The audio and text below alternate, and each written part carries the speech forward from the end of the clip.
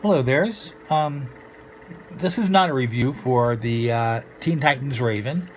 I had this book in my pile of books I want to read. If you're a comic reader like me, or like most readers of books and comics and whatever, your to read pile is constantly growing. You always pick up something that looks cool, and I had picked up Raven, but I had also picked up the book that is prior to us, which is called Under the Moon, a Catwoman Tale. The reason I'm bringing this up is I saw a review by James Lesser on the Raven book. It's a really good review, really made me interested in reading Raven and pushed it to the top of my pile, just below the Catwoman book, because they're both books in the same imprint from DC. It's a new imprint called DC Inc. It's what would you call it? Young adult? I think it's called a young adult novel series, something like that. Young adult novels are books like Artemis Fowl, Harry Potter, of course, is the most famous. Artemis Fowl's got a movie coming out. I love the Cirque du Freak series was one I read. I love the series of Unfortunate Events. I read them all. I didn't read Percy Jackson, but you get the feel. It's that stuff. Not just fantasy, but they're generally not. People call them kids' books. I wouldn't, because most of these aren't kids' books. They're just books that lack the graphic depictions of sex and language and violence. They're not written down. I mean, they're very well written books. So it's not like reading a Daniel Steele book where you're like, this is just porn. I mean, it's horrible stuff. It's not, porn's not horrible. I like porn, but, porn's acceptable. I don't know. But it's like, that always throws me. You can go to a grocery store or Walmart, and there are these books that 50 Shades of Grey right there on the shelf. I'm like, and you guys think this is okay, yet you're freaking out because that album says, fuck on it. Yeah, okay, whatever. But that's a side thing. Anyways, this is a really good book. The writer, there was a bit of controversy when this, not comic book level controversy when this came out, because people were saying, just because you can write for young adults doesn't mean you can write a graphic novel. Well, I say if you can write, you can write. And when Bill Straczynski left Babylon 5, or whatever his current show was, and went on to write Spider-Man and some other comics, he was good. He knew how to write a comic because he knew how to write. Neil Gaiman started in comics and started writing novels. He's good. He knows how to write. Writers can write. And this gal, I've never read her before, but apparently she wrote a book called TTYL, which is the first book written entirely in text. It's a thing.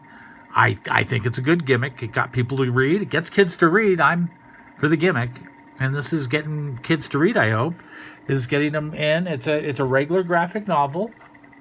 I would have to turn to one of the most disturbing parts.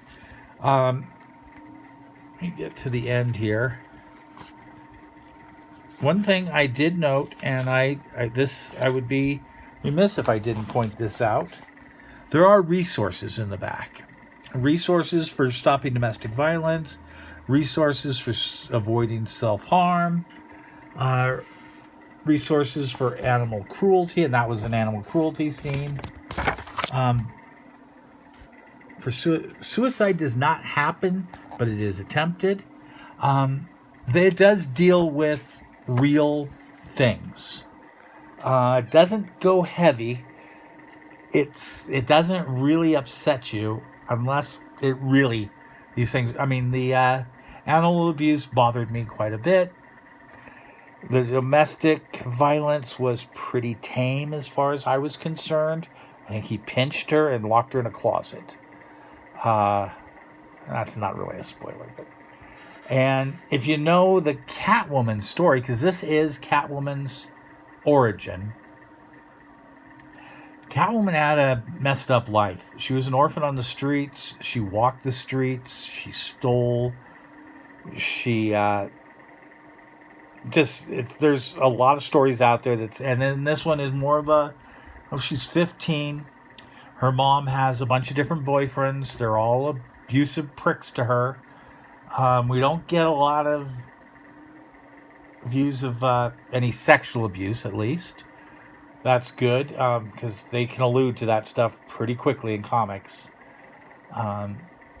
There was none of that, but there is slight, what I would call light abuse, which there is no light abuse really, but lightly depicted, very easily stomached, unless you're really, really sensitive to that stuff. The book's fantastic. It is her origin story right up until she's Catgirl throughout the whole book, right to the end, because it's only a set period in time. It doesn't skip ahead and her being Catwoman. It's just her short story. He does meet, Bruce is in the book. He's not Batman. He's just another kid at her school. And it's not a superhero book in any sense. It's a girl living on the streets book. I like it. I'm looking forward to reading Raven now because there is a little Raven preview at the end of this book. The art was nice. The art in this book's nice. The art in the Raven looks nice. I know James was a fan of the artist in Raven. That's why he grabbed it. I just grabbed him because I like the concept. Raven looks good, and I could tell from the beginning Raven has powers. Her father's Triton. They showed a little clip of that a page of that in the preview. So that's going to be a superhero novel, or graphic novel. I'm going to read that soon. I tend to bounce back and forth to something it's like superhero fare to something else. I'll probably read, I don't know what I'll read next, but whatever I grab, and then read Raven after that. And I was going to say it's a solid 9.5 out of 10. And if you have a young reader who's having troubles getting started, who's old enough to handle that little bit of this, I mean, if they can handle Harry Potter being locked in the stairs, and the parents, the whatever they were, his parents that he stayed with, and they treated the boy as their real son better and all that. They can handle that stuff. They can handle what happens in here.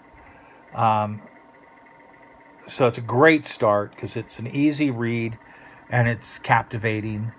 I love these type of books. I love anything that makes kids read. I'm always for that.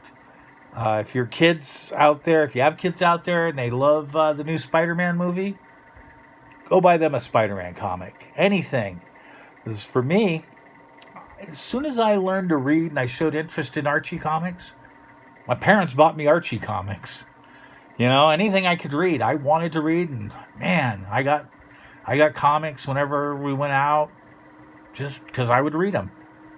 My mom and my dad too, especially my mom, encouraged reading. My mom, because she was a heavy reader. And just a little story of reading, it was because I would always see her as a little kid reading. She'd just always be reading. She'd sit on the couch and read. And I wanted to know what was so cool in there. I mean, I liked watching cartoons, and she didn't, but she always had a book. So why was that so much cooler than the cartoons? And I had to learn. And I was reading by the time I started school, for sure. She says I could read at 4 or 5. I know I couldn't read anything heavy like a medical journal like someone I know, but I was reading Archies. I was reading Bernstein Bears or whatever they were. That's the Mandela thing. Yeah, I loved Henry Higgins and Encyclopedia Brown and all that. And I love seeing books that get kids excited. So this is one of them that I think could. All right. Thanks, you guys.